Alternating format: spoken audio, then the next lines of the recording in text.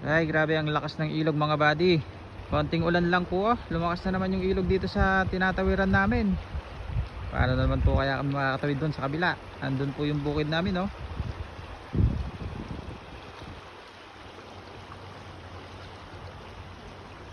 Napakalakas po ng ilog. Andun pa naman yung mga kalabaw namin sa kabila.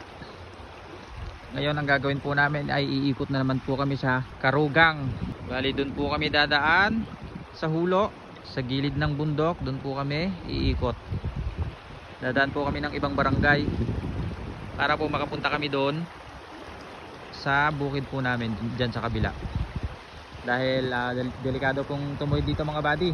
Napakalalim po masyado ng ilog. Inapaw pa po itong daan namin, oh.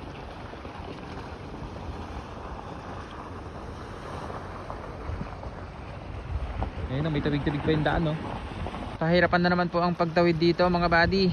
Yung tubig po kasi dun sa Gabyun doon, nilipat po nila dito sa Kailugan dahil ginagawa po nila yung daan doon. Kaya ayan, malakas po yung tubig dito kahit konting ulan lang. Wala pa pong signal yan, ha. Paano po pagka nagka-signal na? Konting ulan lang yan mga buddy. Tingnan nyo naman yung ilog, lumawak na naman. Yung mga taniman po namin doon, medyo nauupod na naman kasi inabot na naman po, oh.